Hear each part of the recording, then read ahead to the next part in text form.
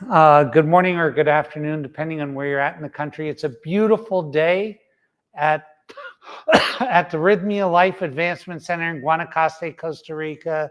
And I don't know what it is about Tuesdays, but the weather is absolutely to die for beautiful. It's an amazing place.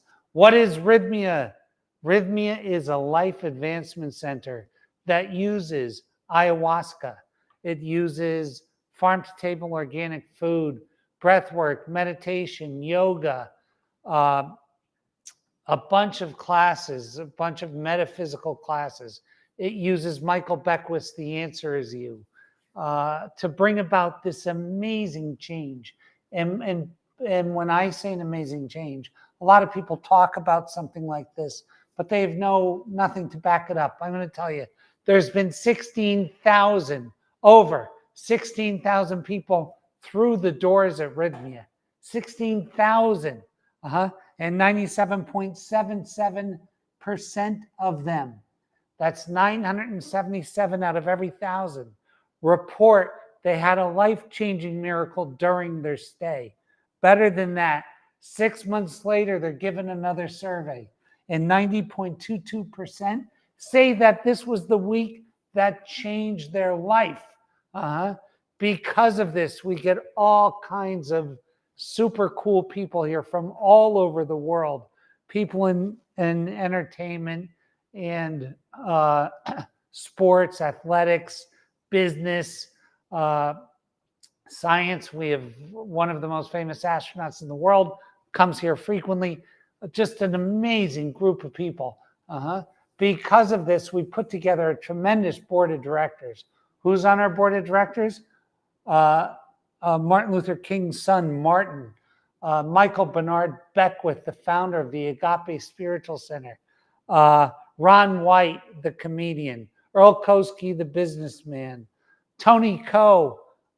Tony Coe is in the top, in the Forbes 100. She's always between 40 and 70. Caesar Milan, the dog whisperer. Kelly Slater, the greatest surfer of all time, all came here, had this amazing experience, and wanted to become part of our board of directors. It's amazing, right? And so we get a ton of billionaires, a ton of musical people, a ton of sports people, more people than we can tell you, yeah? And then normal people like you and me come here. And they go through this process. And what is this process?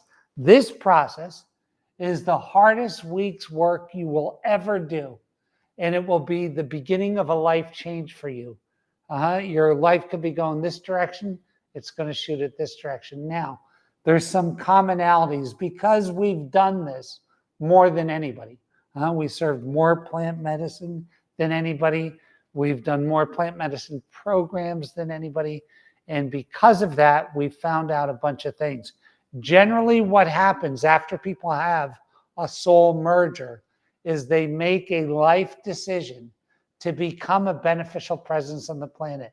And that's a big decision because it involves a reframing of everything you've probably ever thought. So what happens during that reframing? Well, you go from the liability side to the asset side in all of the groups that you're in. What does that mean? That means you're not just here to consume resources. You're actually here to add. So that you become a beneficial presence on the planet, that you become something that uplifts your group. Now, that's a big commitment because it's very hard to do. Becoming a beneficial presence on the planet is usually a decade or longer of an event. So let's say that I want to become the best musician in the world. Well, that's going to take 10 years in the making. You'll be a 10-year or 15-year overnight success. Or if you're going to build that business that helps everyone, that's a 10-plus year ordeal. And it's going to be harder than anything you've ever done, but it's going to bear more fruit than you could ever imagine. You could ever imagine. And that is the thing with these things. Now, and this is what I like to do in this thing. This is number 4 or 5, hon? 4 of success advice from the mother. So I've had about exactly 338 journeys. And a lot of this has been about success because the mother is a proponent of success. Why? Because success by definition elevates everything around you. That means if you're going to become the greatest pianist of all time, you're going to raise people's vibration when you play. If you're going to become the best business of all time, you're going to raise the vibration of others when they get your product. If you're going to become the best restaurant of all time, you're going to raise the vibration of all your diners, right?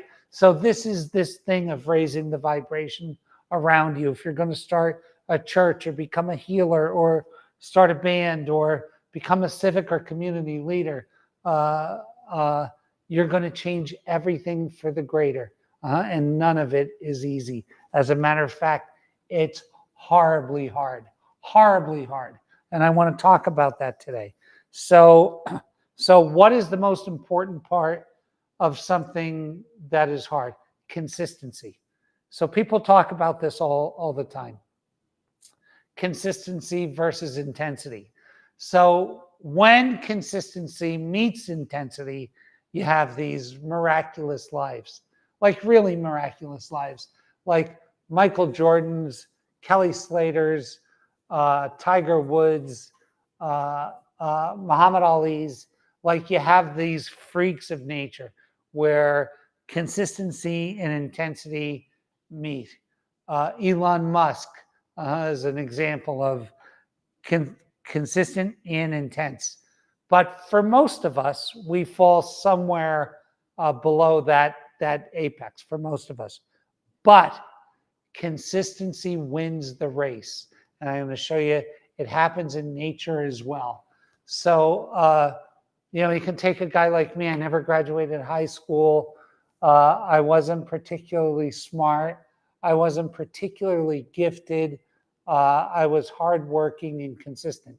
So in my life, without graduating high school, I became a millionaire in my 20s, meaning I saved $1 million. And back then it was a lot of money. I took a company public in my 30s and I sold a company for about 90 million in my early 40s.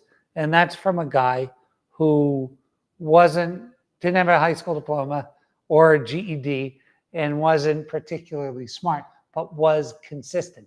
So consistency is the most important thing. If you ever see in nature, and what I love about Costa Rica, one of the things is that nature is so alive here, everywhere, where you see people pave a road, and the next thing you know, a year later, there's grass growing through the pavement.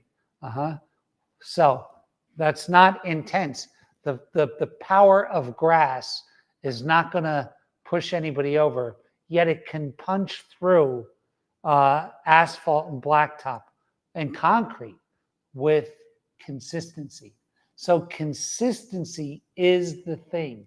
And part of this whole thing from the mother, because I'm human and I want an easy way. It's the nature of humanity is always, how can I do the least and get the most, right? And that's part of what we have to train ourselves out of, right? Because this thing, when you decide to become a beneficial presence, is horribly, horribly, horribly hard. It's so hard that 99% of the people give up. That's why they call these things 1%ers. It's 1% that can actually get through and hang on. 1%. Now, I happen to believe at Rhythmia, the majority of the people that come here are somehow in that 1% or very close to it. And I love listening to them because I learned so much about sticking to it. And a lot of the multimillionaires and billionaires that I get, my billionaire friends, will tell you the most horrible stories about the 100 times they were going to walk away from their business, but they decided not to. Something kept them on, right? Now, for the people that have done medicine and had this merger, what keeps them on, for the most part, is the selecting what they're becoming a beneficial presence, how they're doing it, what that goal is, was picked from a merged part in their soul. Now, the temptation to quit is ever present and always there, because the nature of life and entropy is that it's a constant swim against the stream until you're in flow. And flow takes a long time out there. So it's a constant fight to inch ahead, to inch ahead. So every day you're gifted with a new opportunity or 10 new opportunities to quit. So a guy or a gal who doesn't quit has been faced with the opportunity to quit tens of thousands of times by the time they reach their beneficial presence space and they become in flow. And when that happens, so just imagine all of the times that they had the opportunity to quit and they didn't. That is the key. The key to you, what's standing between you and becoming a beneficial presence, is the ability to not quit. And because of that, you can't have part selection. In other words, I want to become a great guitarist, but I don't want to practice or do chords. Well, that's part selection. I just want to play this one song that I learned and have people clap for me. That's not going to do it. You'll never get there with part selection. So for me, part selection is the management meetings I have to go to in order to keep this place going. What I would love to do is just hang around on Saturday and Sunday and just bask in the beauty of all of the people who had this amazing life-changing experience that thank us profusely. It's a great feeling, but it's fleeting because the rest of the week there's management issues and payroll issues and employee issues and regulatory issues and all the other crap that goes with this. So if you're going to part select, you're going to lose because there's no perfect way to become a beneficial presence without the dirty parts. There's the fun parts and the unfun parts. Now, whether you choose to do these things or not, it's hard. I want you to hear me on that. Whether you choose to do the hard work to get to this place where this thing gets in flow and has an energy of its own and takes off and takes care of you in that process, is hard. Not doing it is equally as hard. So when you decide to be an also-ran or to try to get away, the search, working so hard to make it easy, that's hard too. See, each way is horribly hard. You know, I had a friend that was super bright, but he couldn't seem to get off the couch. His existence was miserable. He doubted, he looked at every opportunity and said, no, it can't happen. He looked at every chance to better himself and thought he wasn't good enough. And he ended up spending so much time on the couch. And it was a horrible, horrible life.